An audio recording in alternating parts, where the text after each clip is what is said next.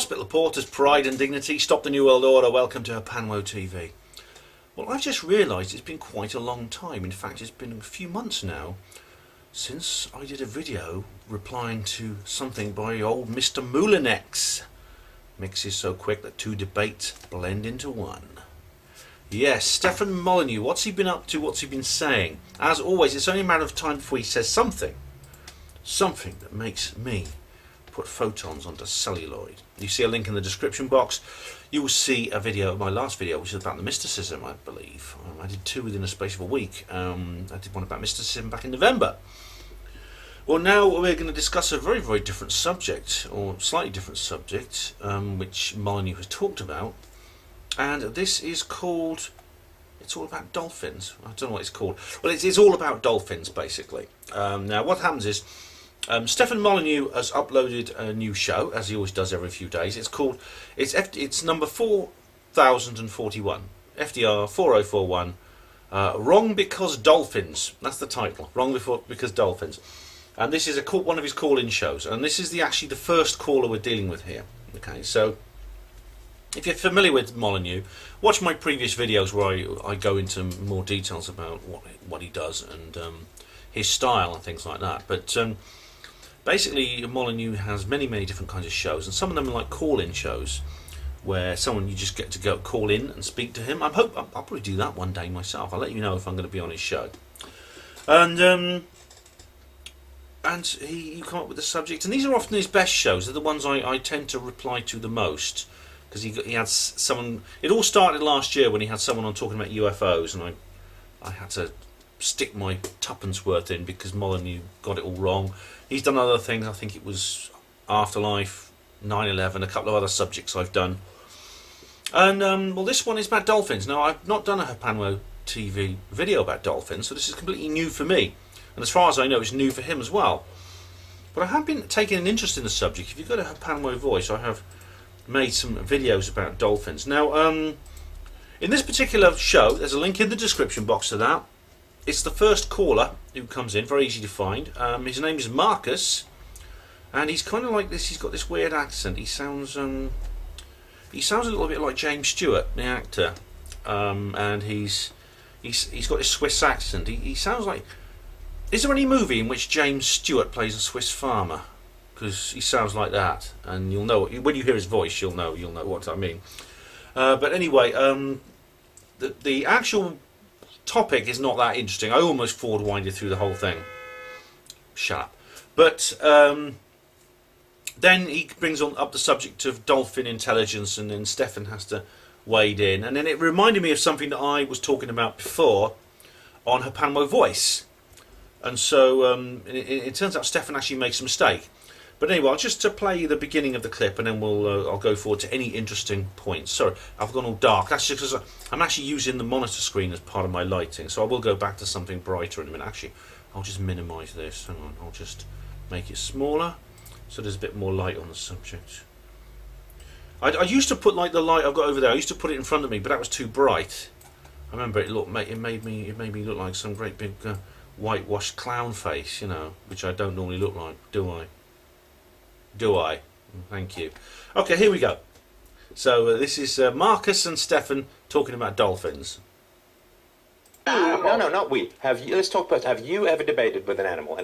I tried debating with dogs, by the way, but it didn't work very well. I think their epistemological models don't quite match up. You know, you can say, "Come back to me when I whistle, and I'll give you a little biscuit." You know, and that's about the limit of how far they go. Kind of pre-Socratic, really, I would say, you know, and not enlightenment at all. How did it go?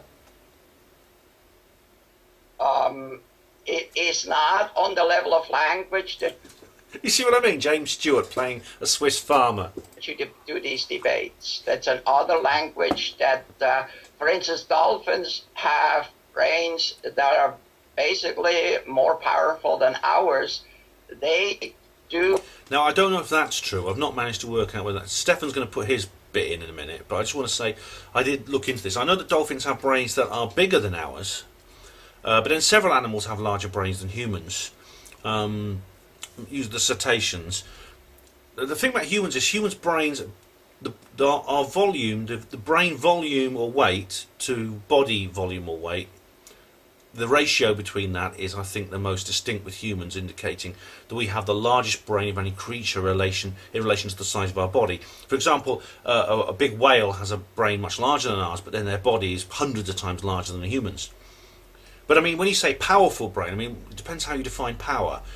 How do you a powerful brain? We talk about power, it's a computing term to say how much memory a computer has. For instance, a powerful hard drive, like, you know, a 1,000 gig hard drive is more powerful than a 500 gig hard drive.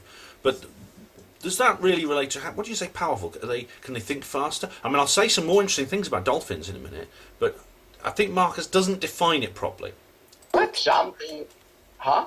Dolphins have brains that are more powerful than human beings? Yes. It seems that Stefan doesn't really know either what that really means. How do you know that?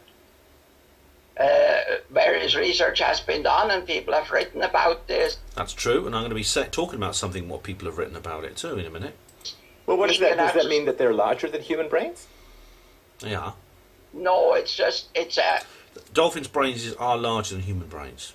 It's in those studies they've made, they have established that the capacity of a dolphin can exceed what a human can do.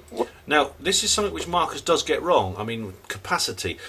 In terms of volume, yes, a dolphin has a larger brain than a human's. In terms of the number of neurons, yes, a dolphin brain has a larger brain than humans. The thing about it is that humans' brains aren't like computers, in a sense. Like this, if you simply take into account neurons are like the cells in the brain which act as like electrical circuits. Now, if you make that the equivalent of, say, the silicon chip, if you reproduce human brains in silicon with the same number of connections and things like that, you wouldn't get an artificial brain. Because if that, I'm sure Microsoft would have done it ages ago, wouldn't it? I'm sure Steve Jobs would have probably uploaded his consciousness into one by now. But so how do you calculate how good a brain is compared to another brain, for example? So for example, take a very, very intelligent creature like Stephen Hawking. Okay, now he's the same species as your average X-ray porter. Okay, but the X-ray porter's brain is considerably less powerful, to use that word powerful, than Stephen Hawking's. Okay, in fact, the X-ray porter's brain is distinctly less powerful than most things that can be called brains. If you've ever worked with an X-ray porter, you'll know what I mean. So, again, they're the same size physically, but one is far superior to the other, infinitely superior to the other. So it's not just about size, it's not just about number of neurons, it's about other things. So neither Stefan nor Marcus really, I think, grasp the situation here to begin with. What does that mean, the capacity of a dolphin can exceed what a human being can do? I don't understand what that... Now, Stefan's right to ask that, because I don't either. The brain of a No, but what does it mean to say the capacity can exceed what a human being can do? Dolphins, I hate to put it this way, because they're very adorable animals, and don't get me wrong, if I was stuck in a riptide moving away and a dolphin helped me back, I would thank it forever, but dolphins are stupid. No. Right. Yeah, one of the things that dolphins do is, it's very well known legend, but it's actually based on fact, is that they will actually rescue humans who are trapped, lost at sea. Or they'll rescue humans from drowning. If you fall off a ship and dolphins are around, they'll pick you up, they'll carry you. Now, there's many, many reasons why they do that. I mean, it's tempting to anthropomorphise their behaviour and just say, well, you see how kind they are, how loving they are. It could be that it's an instinctive thing. It could be that we resemble dolphin babies or something like that. I don't know. It's hard to say. But he says dolphins are stupid. He says, well, that's not fair at all. Dolphins are retarded. Not true. I mean, it takes forever to teach them simple tricks. Actually, well, I'll say more about that in a minute, about teaching them tricks. They're dogs. They're dogs of the sea that are very cute with tiny teeth, make chittering noises, and smile blankly. Well, the smile of a dolphin is part of their physiognomy. It's a natural part of their face. I mean, they always look like that. Yeah, so it's not really a smile. They just look like that, which makes them look cute. But they're not dogs. I mean, they're very different from dogs. I mean, dogs are very intelligent. I mean, dogs... In fact, humans tend to underestimate dog intelligence. In fact, I know a lot of dogs. I mean, I don't have my own dog, but I do work with dogs, and they're exceedingly, exceedingly surprising in what they know, what they do. You know, they recognise words I say, things like that. You have to be careful what you say around them. They even they watch your body language. They observe you very closely, and they seem to have a very, very perceptive way of knowing when if something's bugging me, they know. They'll try and comfort me. It's not quite. It's amazing. Anyway, dolphins. You see, I mean, obviously our relationship with dolphins is very different from our relationship with dogs, because dogs are land animals who live closely with humans and have done for many millennia, ever since we started farming and we started domesticating animals to help us with hunting. So we domesticated cats around I think about the 10th century BC when we started farming, because we needed something to keep the mice away from the farm produce when we had to put it in barns and things like that. But dogs, I don't know when dogs were domesticated, but it may be earlier, because they're essentially there to help us with hunting. So they're not there for farming unless it's herding sheep, but they helped us with hunting and things like that. But our relationship with dolphins is very different, because we knew almost nothing about them literally till the 20th century, apart from like sea stories. There was no scientific work on studying dolphins. Only began in the mid 20th century. And they are aquatic creatures. They don't live in the same environment as us. They live in essentially another world. We only interact when we swim with them, or when we capture them and put them in tanks, which I think is an awful thing to do. But dolphins are dumb. No, they're not. So the idea that you're going to come to me and say, well, a dolphin can write a better play than Shakespeare. I don't think that's what Marcus was suggesting. Come on, do you listen to yourself? Do you have any kind of echo chamber here that reflects back what you're saying? No, Stefan's being his usual. He's playing for the audience now. He's being his usual, rather scathing self, as he can be sometimes. Say, well, maybe I might have taken a left turn at Albuquerque there. No, dolphins, they have sonar. We do not understand that. What do you mean we don't understand sonar? How do you think submarines get around? And how do you think submarines getting? Okay, he's absolutely right. Now, Marcus is absolutely right. It's true. We humans use sonar as well as submarines. Now, sonar is the use of it's basically the use of sensory perception underwater by using sound waves. So we have basically it's you make sounds and you listen to the echoes coming back. It's rather like radar, except it uses sounds, which radar uses radio waves to do the same thing. Sonar uses sound waves to do that. And if you ever watch the movies about submarines, they're always going bing, bing, bing. Now that's active sonar. Now submarines don't actually do that all the time. They very often don't make any noise at all, and they just listen with the microphones, because they don't want to let everyone know they're there. But when they're doing that, that's active sonar. So that's what he means. That's what Stefan and Marcus mean by sonar, active sonar, where you're actually making noises and you're listening to what comes back. The listening only is called passive sonar, but it's a misnomer, because it's not sonar at all. It's just simply listening for sound. Now, we don't know, and Marcus says we don't know how dolphins do that. It's true, we don't. Now, we do know that modern man-made sonar, which you get on submarines, is now very sophisticated. It can tell, using electronics, using computers, it can work out exactly how far away a ship is, or another submarine, or the seabed, or a school of fish, or different layers in the sea of temperature layers or salinity layers and things like that.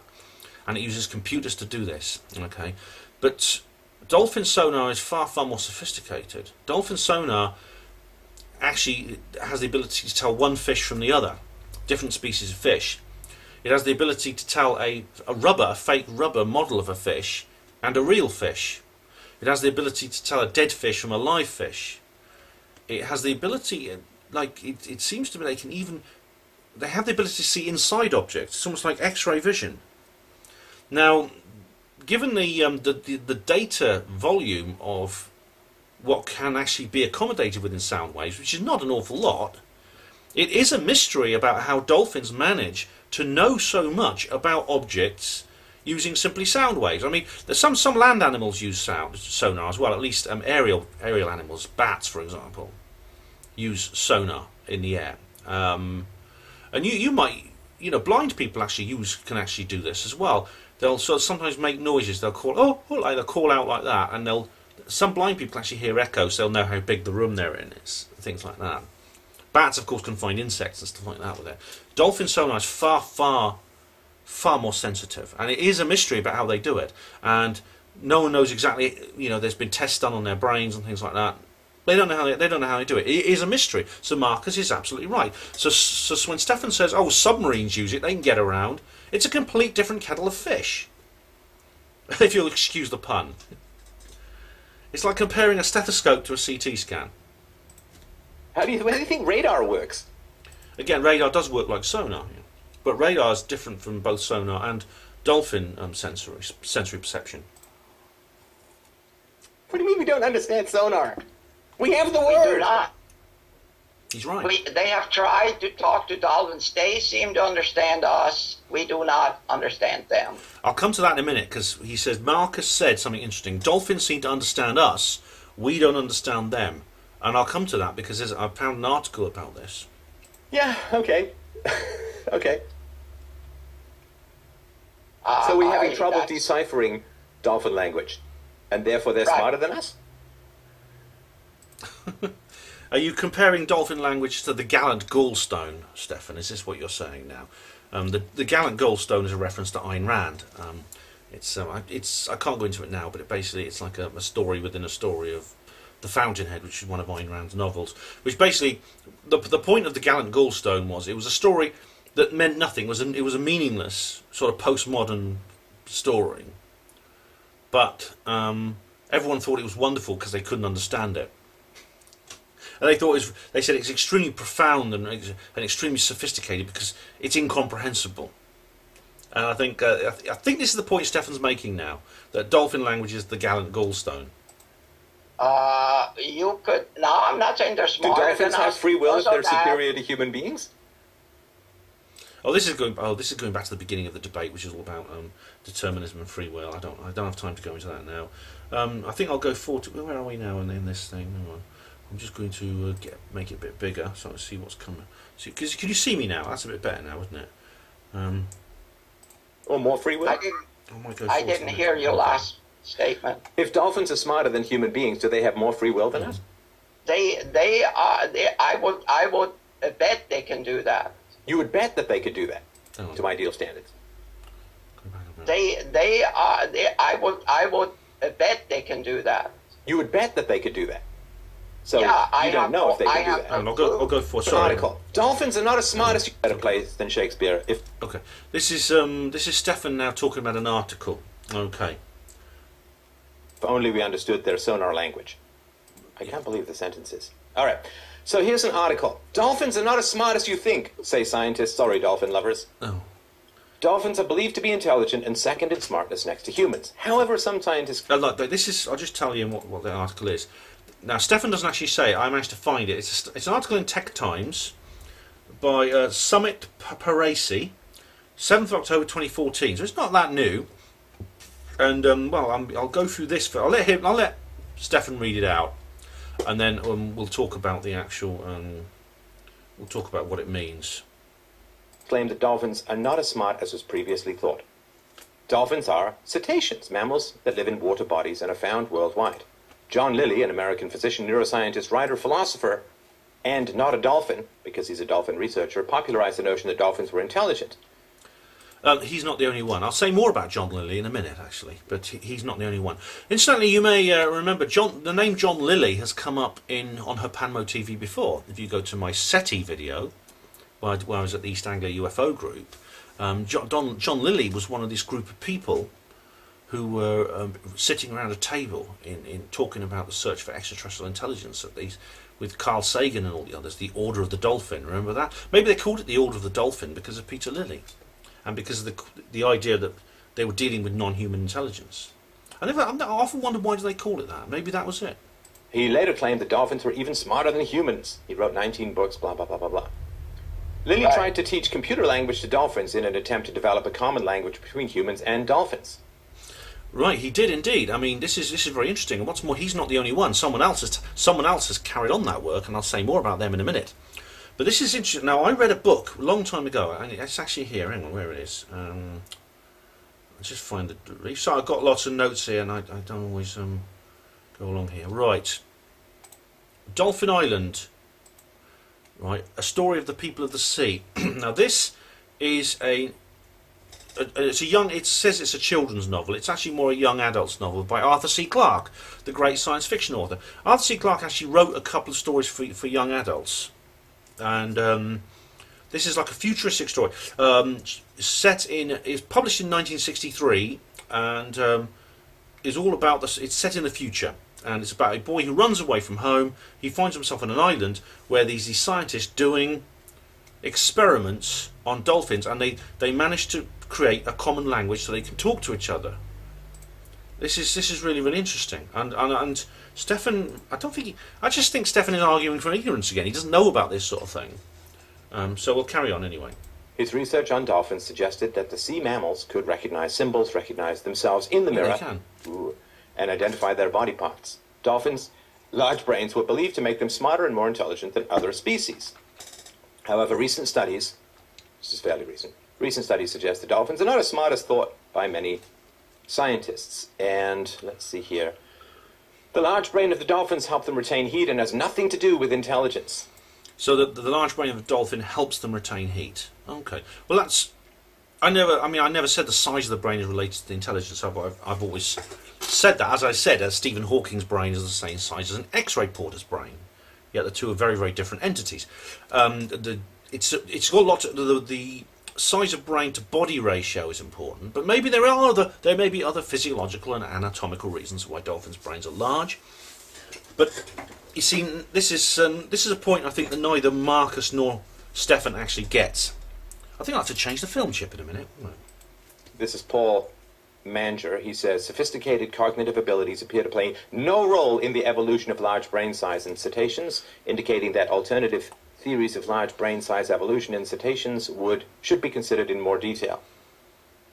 The intelligence of cetaceans is qualitatively similar to other vertebrates. Sea lions can learn to recognize symbols more quickly than dolphins, but they have never been treated as more intelligent. There's much more than that. Actually, I'm going to put a comment on this article. One moment. Can I comment? No, I can't comment.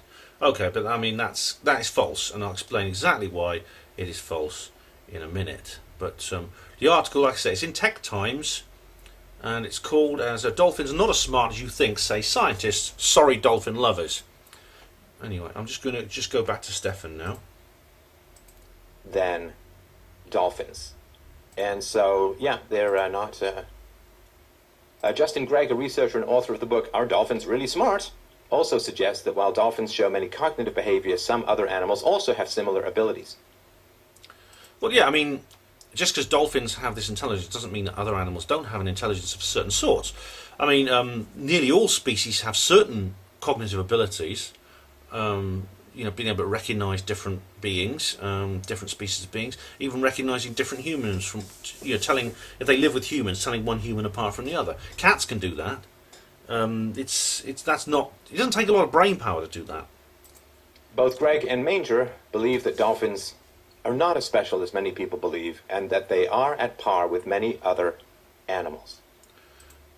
I think there's more to it than that, and I'm going to say more about that in a minute. Yeah, these are all opinions. No, they're not. Yes, they are opinions. Marcus is right.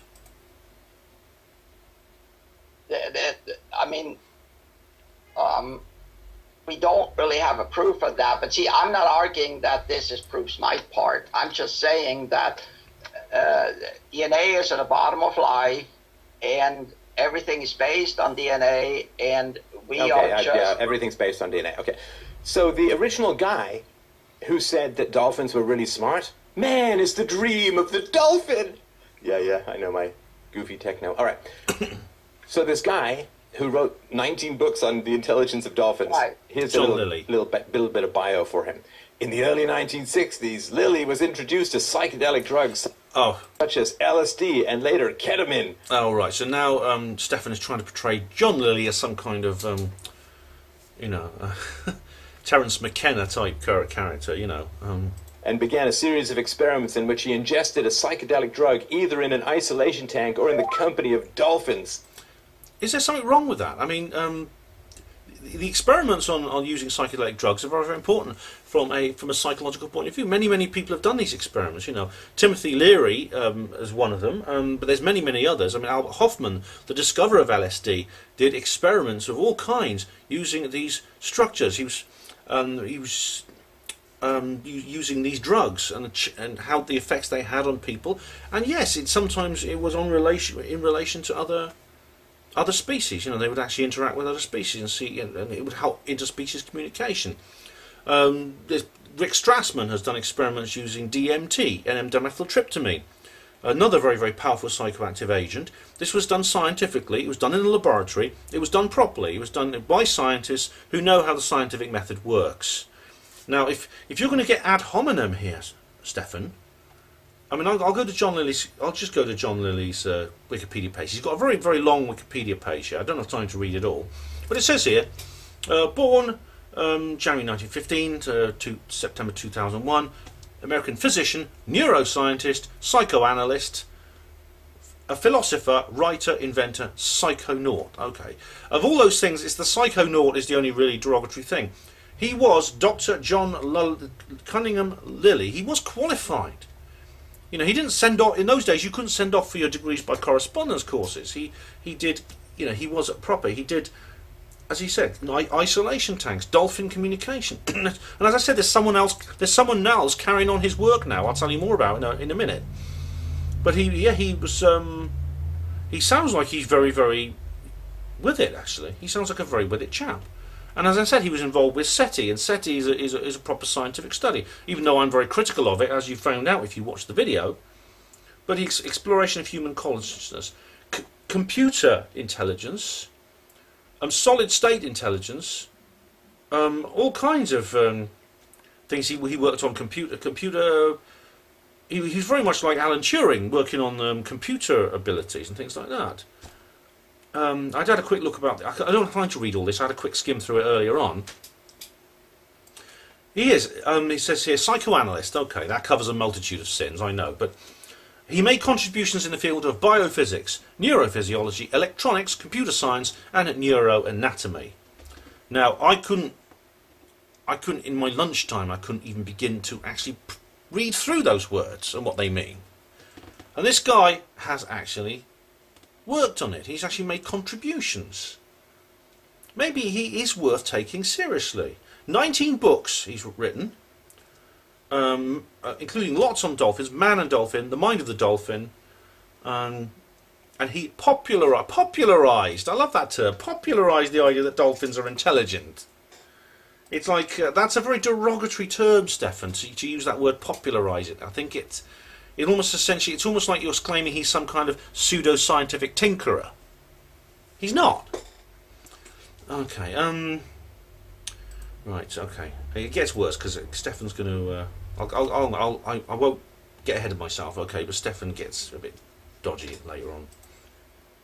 These events are described in his books Programming and Metaprogramming in the Human Biocomputer, Theory and Experiments, and The Center of the Cyclone, both published in 1972. So this guy basically dropped acid, hugged dolphins, had an epiphany, and calls himself a scientist. What a ridiculous oversimplification that is. It's exactly the kind of thing, Stefan, you were saying when you talked about the 9/11 issue and the UFOs and the afterlife stuff that I talked about before.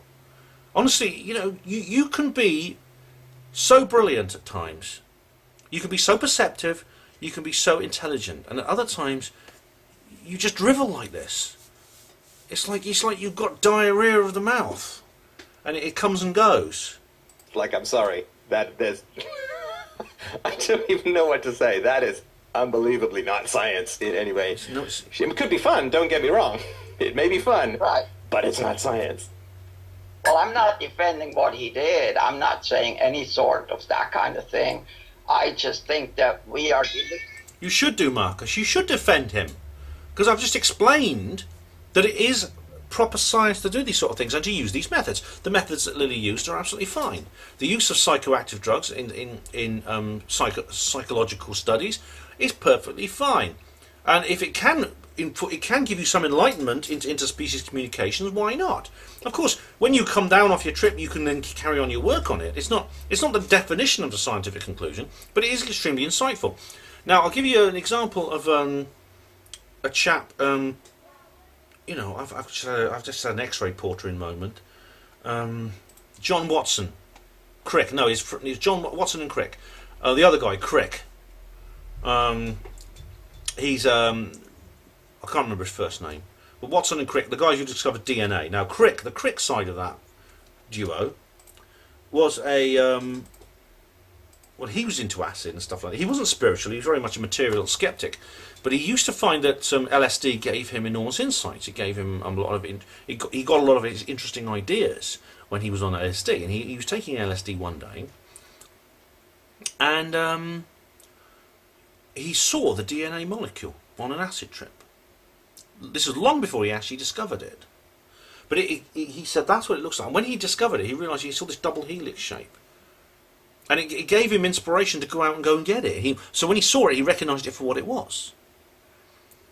He put it down to some just subconscious stimulation. He didn't, like I say, he didn't believe in anything non-materialistic. But it just goes to show, doesn't it? It just goes to show the kind of thing I'm talking about here, the kind of issue we're dealing with here. It is not what's the way Stefan portrays it as. It is simply not.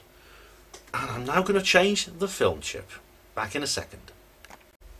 Right, I hope the colour scheme's not different. I mean, what's weird about this camera is, I'm going to get a new camera soon. This one's almost at it. But what's weird about this camera is when I change film chips and come back, I notice that the colour scheme is something that's sometimes a bit different, which is very odd. I don't know why that is. But anyway, let's carry on with Stefan and Marcus and their little debate. We are deluded Wait, about... was that a cat? Huh? Was that a cat? Oh, there's this noise like a cat in the background. That's very, very odd because let's just see if I can get it again. Deluded Wait, about... was that a cat? Hang on. Huh? That kind of thing. I just think that we are deluded. Did you hear that? We are deluded Wait, about... was that a cat? No, Huh? Made it sound like a spring going or something. I don't know what that was. Maybe it was a dolphin trying to hack, you know, because they're just fed up with being talked down to. Was that a cat? I don't know what it was. Oh, I thought I heard a cat. Okay, anyway, go on. No. I'm not saying what I'm saying is based on Lilly or whatever he did. I'm not saying that at all. I think we are deluded about ourselves. Well, I think it is, Marcus. I think you've been inspired by what John Lilly's been saying, because he seems to be a pioneer in this field. Yeah, but you see, again, this is not philosophy. I believe that we are deluded about ourselves, okay? In what grounds, compared to what, according to what data, what theory, what syllogism, what argument? You just say stuff. Let me ask you this. No, this is not... Let me ask you this. No, now that's actually not what's happening here. I mean, it's... No, there is a case that Marcus is presenting, and unfortunately Marcus doesn't seem to have enough information either. I mean, Stefan, you yourself are not actually... You do appear not to have the necessary information for dealing with this subject properly. I had to look it up myself. I understand that Stefan has to deal with many, many different subjects, and he can't always do these things on the hoof. But then inevitably, see, you're going to make mistakes like this, and perhaps he accepts that. I don't know. Like the kind of blunders he's making at the moment. That's inevitable, perhaps, but that doesn't mean it's wrong to point it out. Marcus, on the other hand, also doesn't seem... He seems to have heard of these things without actually having references to them. But anyway, let's let Stefan ask his question. What's it going to be? Have you done any drugs, my friend? He wants to know if Marcus has done any drugs. I'm not sure why that's relevant, but carry on. No, I don't do drugs, no. And the reason I ask is that in general, people who just... They're called deepities. It's like stuff that kind of sound... Deepities? I suppose this is the Timothy Leary, Terence McKenna type deepities, yeah. Well, is that... It's cool, but when you think about it, it just kind of evaporates. You know, it's like something that sounds cool, but then it just evaporates. So I think he's talking about like something that's pseudo profound. And again, this Ayn Rand, especially in the book The Fountainhead, talks. There's a lot of characters. She portrays a lot of situations about people who are like this sort of postmodern type authors. Funnily enough, Ayn Rand almost seemed to predict postmodernism. When I read through it, it's quite remarkable that book was written in the late 1930s. I mean, it's really, there's a lot I could say about that book. It's, you know, it's even, I think it's better than that Atlas Shrugged, actually. But I digress. Kind of have a solid meal from candy floss. You know, you put it in your mouth. It's like, hey, there's a big fistful of. Oh, that's pretty much nothing. It's sweet, rots my teeth, and spikes my blood sugar. You've been to dinner in Blackpool, haven't you, Stefan? So, the reason that we know that dolphins aren't that smart is they're hard to train. Not true. They can't be taught. Not true. And listen, do you know how many people? I mean, it's a basic. I mean, it's like no one's ever heard of capitalism before. I mean, can you imagine how much money you'd make if you could sell Conversations with a Dolphin? Conversations with a Dolphin. But it's not been done yet. That work is still ongoing. And also, there's also the idea that, again, there may be political implications associated with this. As I said to you, Stefan, when I made a video in reply to your talk on cancer cures. My new autobiography. But if someone could actually get dolphins to do smart stuff, to give ideas, to give thoughts. Maybe they can. Well, the work is ongoing. I'm going to tell you a bit more about, because this didn't stop with John Lilly, it's carried on, and I'll tell you more about that in a minute. To have conversations with people? My goodness.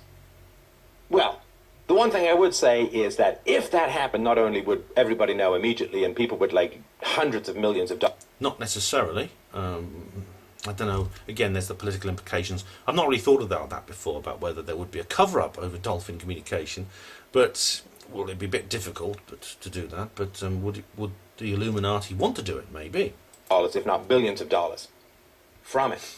Of course. I mean, if there is a breakthrough in dolphin communication, and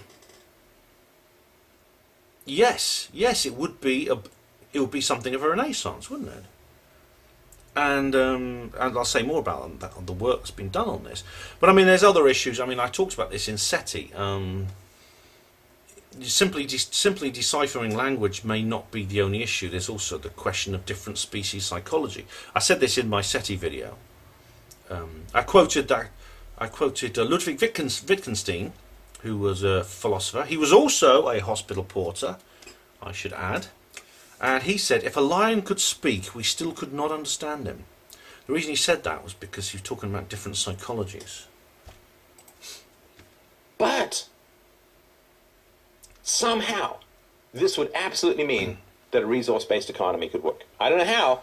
I don't see what the connection is here. Resource-based economy. I think you may be talking about socialism or something. About I don't know why he's mixing in politics with this issue. But I didn't. Maybe there's a part of the conversation I missed beforehand. But all you need is dolphins. Okay. That's all. Sorry. We can go back to the original question. Okay, I'll leave it there. Well, I've got a bit more to say anyway. But I think maybe Stefan's making the point that dolphins, they say know a man by his works, and dolphins obviously have not created what humans have created in terms of technical creativity. For example, dolphins have never had an industrial revolution, have they? Dolphins have never built factories. Dolphins have never built spaceships and flown to the moon. Dolphins have never built aircraft, etc., etc., etc. Yeah. So now this is an interesting point. Does this mean that therefore, is that a sign of low intelligence, or are there other factors? Because there are other factors associated with those things apart from intelligence. Humans have done those things, but it's not just because of our level of intelligence, it's because of the fact we have these hands. Dolphins don't have hands. They can't manipulate objects about them, around them. I mean, to say how difficult it is, dolphins have methods of manipulating objects around them, and male dolphins are better at it because they use their penis as a form of. It's rather like an elephant uses its trunk. Now, if humans had to go through the Industrial Revolution just using their knobs, I mean, it makes the mind boggle, doesn't it? So the ability to make tools is beyond the ability of a dolphin because they don't have hands. Because of the environment, they're in the sea. Okay, they have to swim.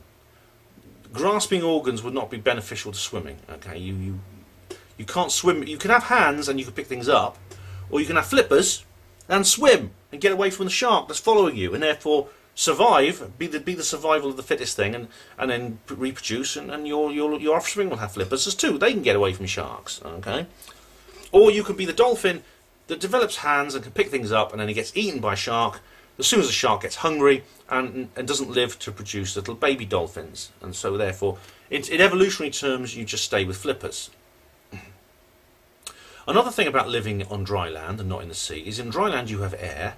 Dolphins are air breathing, I should point out. Contrary to what some people think, they're not like fish. They don't have gills. They're mammals. They're much more closely related to us. They're descended from a land animal, actually. Many millions of years ago, they walked on land. They were a dog-like creature that went to live in the sea. They eventually turned into these kind of like sea lion-like creatures, and eventually they became completely aquatic, and they became like they are now. The reason they look like fish is because they live in a similar environment. Now, another thing you can do if you live in the air, on dry land, you have air, so you don't just breathe it. We can use air. And we use air all the time. Combustion. We can burn things. We can actually set fire to things. Once you have fire, you control fire. You can smelt minerals. You can create metallic alloys. All these things are necessary for sophisticated industrial scientific society. Okay. Going back to Arthur C. Clarke, who wrote that book Dolphin Island, which I was one of. I think it was the first. This was the first Arthur C. Clarke book I ever read. Sorry, and I really loved it. I mean, I went through a phase when I was a teenager where I read everything I could on Arthur C. Clarke. I was absolutely crazy about Arthur C. Clarke, and he wrote another book called. It was a short story which he adapted in the book called The Songs of Distant Earth. And what happens is. These people, they visit this planet where there's these creatures they call scorps.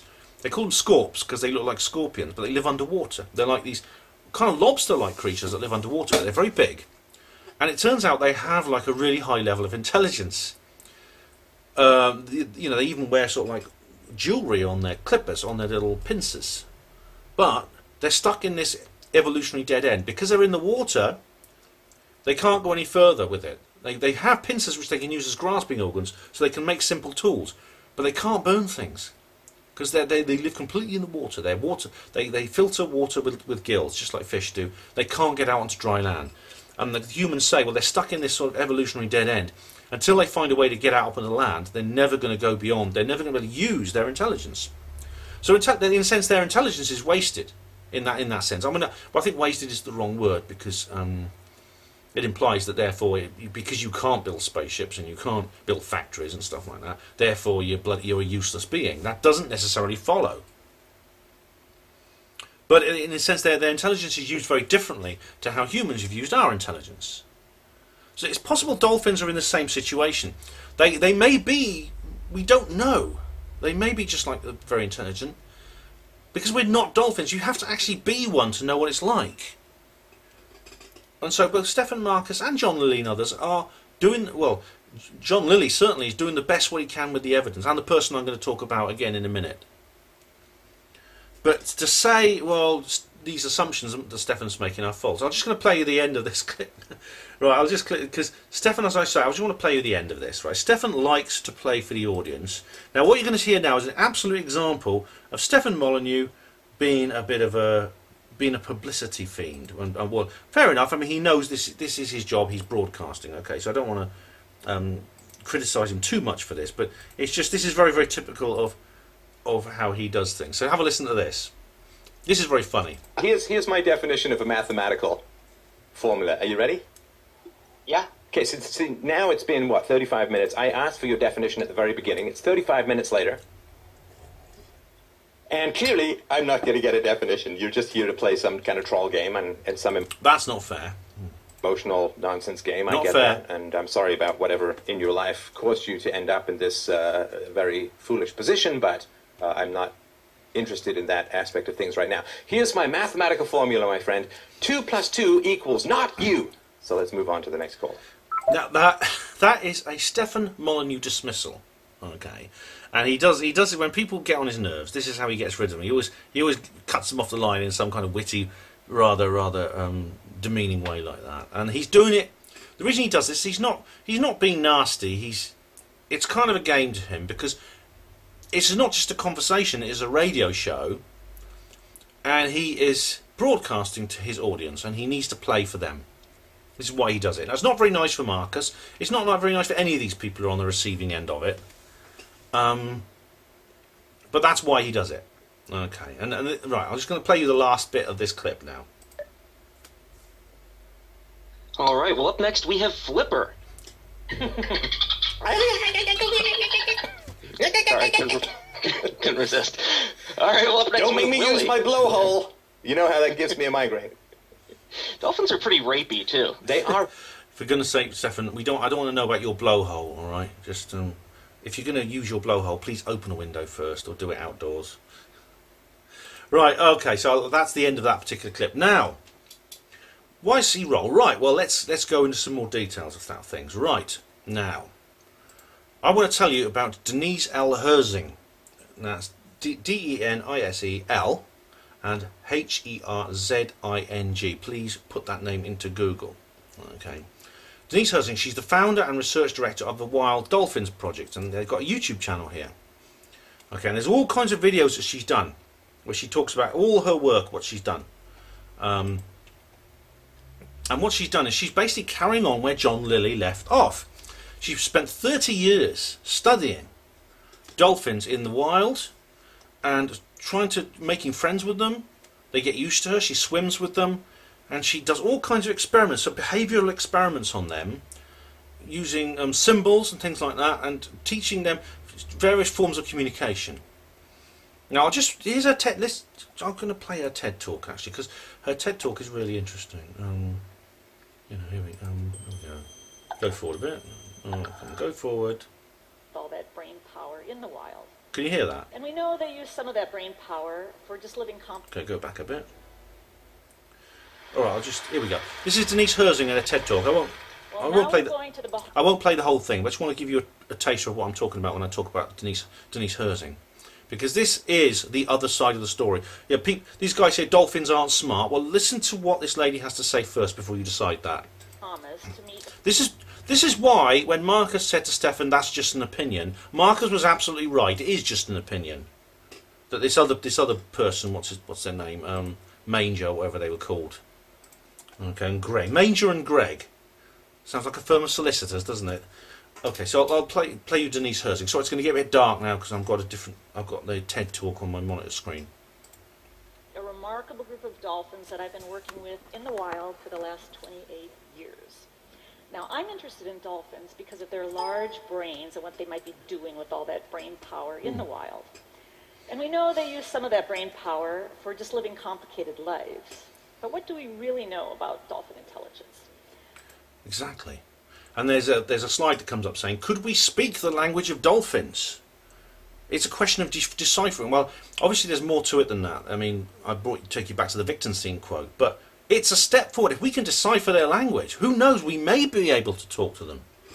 Well, we know a few things. We know that their brain-to-body ratio, which is a physical measure of intelligence, is second only to humans. Cognitively, they can understand artificially created languages. And the artificially created languages are the ones that she designed. Denise Herzing actually designed, I'll get my notes up and I'll also put that screen up so you can see me better. Denise Herzing designed artificially constructed languages for her to communicate with dolphins, and these consisted mostly of boards, like big plastic boards with symbols on them, and she basically pointed at them, and then the dolphin would point to the symbol with the nose, and she would eventually train the dolphin, or maybe train is the wrong word, make the dolphin understand that these symbols meant certain things. There'd be pictures of objects, and she produced the objects, and the dolphin then pointed at that particular symbol. And little babies do this. It's remarkable. When babies learn to recognise pictures and things like that, they'll point at something. I watched this with my own daughter when she was a baby. It was really remarkable. Now, another thing about Denise Herzing is she studied the dolphins' own languages, their transmissions. It's not just sonar, these clicks and whistles that they make, which again it is used as sonar, but they also communicate with them. They talk to each other. They make these noises at each other. And she's been looking at the images. Now, what she has learned, which is very, very fascinating, because what the scientists wanted to know was, is this just random? Okay, is this just a random? Is these random noises they're making at each other? The way dogs growl and the cats hiss and things like that. There's no information, or very little information in these noises that some animals make to each other. If a dog's barking at each other, there's only about 4 or 5 different barks that a dog does. Now, what she found out was that the dolphins' clicks and whistles are not just random. They obey Zipf's law. Zipf's, it's Z-I-P-F. Zipf's law, and it says it is an empirical law formulated using mathematical statistics named after the linguist George Kingsley Zipf. It states that given a large sample of words used, the frequency of any word is inversely proportional to its rank in the frequency table. So the word number has a frequency proportional to 1 over n. Thus the most frequent word will occur often twice as often as the second most frequent word, 3 times as often as the third most frequent word. For example, in one sample of words in the English language, the most frequently occurring word the accounts for nearly 7% of all words. True to Zipf's law, the second place word of accounts for slightly over 3.5% words, followed by and only about 135 words are needed to account for half the sample words in a large sample of language. The same relationship occurs in many other languages. Okay, but what Zipf found out was that all human languages obey Zipf's law. So what I've just said about English occurs for every single human language, and the dolphins' clicks and whistles obey Zipf's law. It's not just random. These sick transmissions have been done deliberately. Okay, I'm just going to go back to Dr. Herzing's TED talk now. Has self-awareness tests in mirrors, and they can recognise themselves in a mirror. That's important. And Marcus said that, and he's right. In some parts of the world, they use tools like sponges to hunt fish. But there's all right, so they do use tools up to a point. Sponges to hunt fish. I don't know how much you can hear. I've got it on maximum volume. Okay, but she says the dolphins use sponges to hunt for fish. Well, you see, that's the example of a simple tool they can use, which is grabbing it in their mouth. They don't have hands, like I said. One big question left. Do they have a language? And if so, what are they talking about? Yeah. So, decades ago, not years ago, I set out to find a place in the world where I could observe dolphins underwater and to try to crack the code of their communication systems. She's carrying on what John Lilly did. It's fascinating. She's brilliant. Now, in most parts of the world, the water's pretty murky, so it's very hard to observe animals underwater. But I found a community of dolphins that live in these beautiful, clear, shallow sandbanks of the Bahamas, which are just east of Florida. Go out for about 5 months every summer. Okay, she's going on about this. Nice species to work with for a couple reasons. Okay. Dolphins in our community, we photographed a mugsy. So she's going about this is just the details of her study. And the males mature quite a bit. They have taste, not smell, and they have touch. And sound can actually be felt in the water because the acoustic impedance of tissue and water.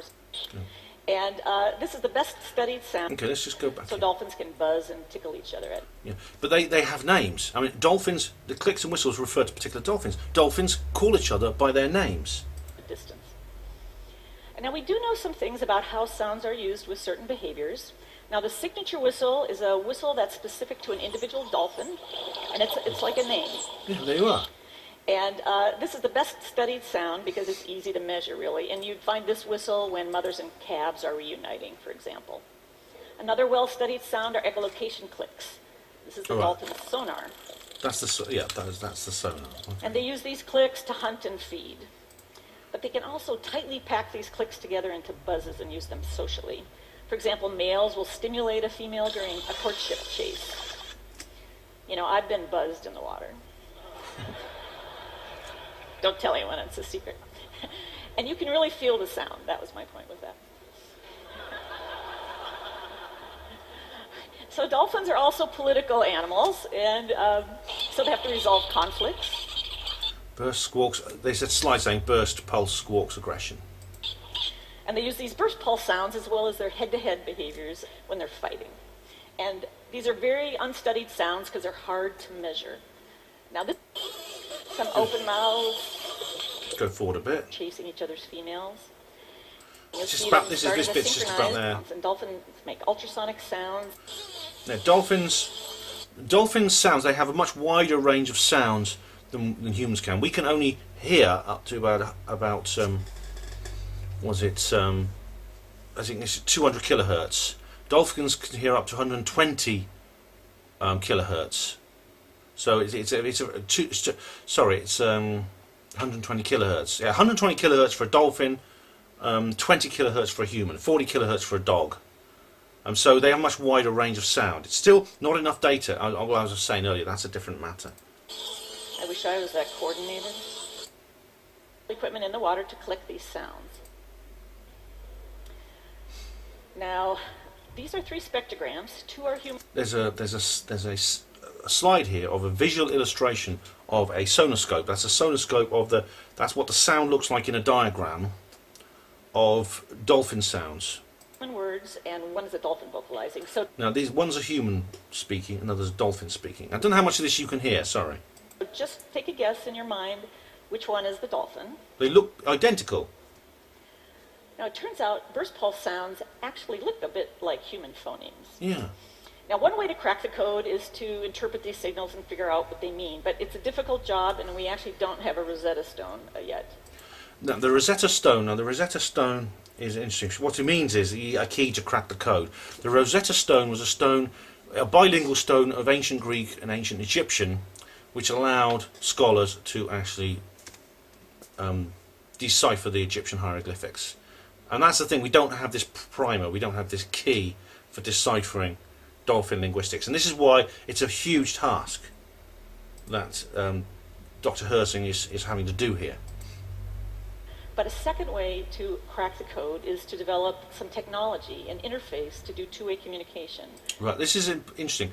With electronics it could be done, and what's more, she is trying, what she wants is to have a communication, a way of, in the sense of translation. We can never speak to each other the way humans speak to each other, because if you're human, you can speak to any other human in the world. All you have to do is learn their language, and because we have the same mouths, tongue and vocal cords, all of us potentially could learn any language in the world. However, dolphins is different. Dolphins have very, very different vocal organs to us, so we can never speak to each other. But we could have an electronic interface which could translate each other's languages for us. So can you see me better like that? Yeah. And that's what she's talking about here. And that's what we've been trying to do in the Bahamas and in real time. Mm. Now, scientists have used... And now she's now talking about the constructed languages of the boards and things like that. There's a lot more in here I could talk about. It's like a big 14-minute clip. Okay, but you could just put in Denise Hersing, use the spelling I told you, and you will find her TED Talk. And there's a lot of other videos by her, by a lot of information there, some documentaries with her, in talking about this ability that we might one day have the ability to communicate with dolphins. So what I'm basically saying here is that I'm hoping at some time in the near future we will see a video by Stefan Molyneux called "Why I Was Wrong About Dolphins." That's what I'd like to see. He does these "Why I Was Wrong About" videos about almost everything. Well, let's hear one from you, Stefan. Why I was wrong about dolphins. Go for it, mate. There's also this article I want to read you here. This is very interesting. 7 ways dolphins are smarter than humans. It's on the Alternative Daily. Here we go. When it comes to artificial intelligence, to animal intelligence, dolphins are near the top of the brain chain. The species is considered to be the second most intelligent species after us, with chimps third. Well, there you are. This is this interesting thing. But the brains of certain dolphin species are larger than human brains, and in certain ways, dolphin intelligence surpasses that of humans. Okay, language systems. Dolphins communicate with an intricate language system, which I've already talked about. Like people, they use gestures to express feelings and reactions, and make an array of noises. And he talks about the signature whistle. While their language doesn't make dolphins smarter than humans, it appears to be more universal. Thus, there isn't a language barrier for dolphins living in different parts of the world. Well, that's interesting. So dolphins all over the world speak the same language. Echolocation, I've already talked about. Game creation. Dolphins are second only to humans in game creation, but play many more of these games with other species. Dolphins and humpback whales are known to play together. Aww. With the dolphin swimming onto the whale's nose. The whale then raises his head and the dolphin slides down into the water.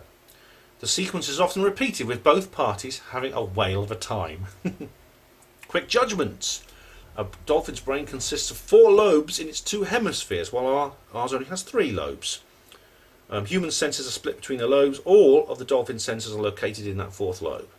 So what does this mean for dolphin cognition? It may indicate dolphins are capable of making much faster decisions than we are, and reducing the complexity of a situation much faster than we are capable of doing.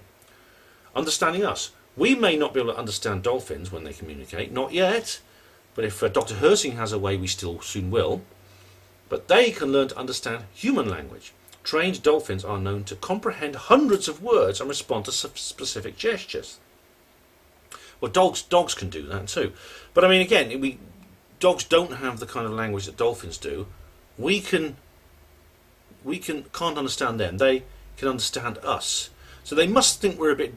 They must think we're a bit daft. They really must do. Acting ethically. Dolphin society is complex, but it has ethical components. Dolphins don't declare war with each other, which makes them smarter than people in one major respect. That's true. They do fight. They do get into conflict, but they seem to be able to resolve this conflict with minimal violence, unlike humans, where you get excessive violence. Only half asleep. This is interesting. Now, this should be obvious, really, but how do dolphins sleep? Because they are, of course, they always have to swim. They're in the water. They can't go to bed. If they went to sleep, they'd drown. Since consciousness, here we go. They never go completely to sleep. Half their brain sleeps and the other half stays alert. This is called unihemispheric slow wave sleep. One hemisphere shuts down at a time and the other dolphin's opposite eye closes. The awake hemisphere keeps monitoring things as normal. Unlike humans, dolphins are not caught unaware because of slumber. It also means that captive dolphins can't receive anesthesia. Oh, right, yeah. Human intelligence and dolphin intelligence are different, but comparing one to the other is like comparing apples and oranges. However, dolphins can solve problems and think creatively. They display those traits in their own environment, which is not our world. So, when Stefan Molyneux says dolphins are retarded, dolphins are stupid, dolphins are dumb, they're just like dogs with big, shiny, big smiles and little teeth. No, they are not. And this is something I think he needs to learn. And what's interesting about I'll go back to the unihemispheric slow wave sleep. There's this guy who wrote that book Left in the Dark. I can't remember his name, but he broke the world record for staying awake. Oh, Ian R. Crane talks about him. I can't remember his name. But he does that with his brain. He can actually put one half of his brain to sleep at a time, which is how he managed to stay awake for, I think it was 21 days. Yeah, so that's another piece of interesting information I thought I'd add.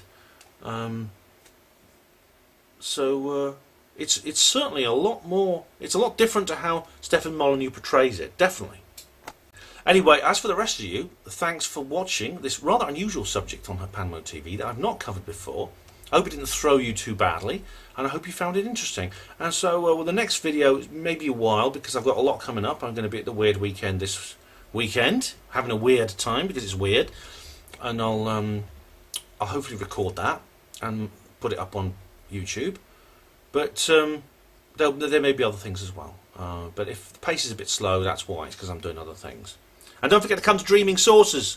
Thank you for watching Panmo TV. Hospital Port is pride and dignity. Stop the New World Order.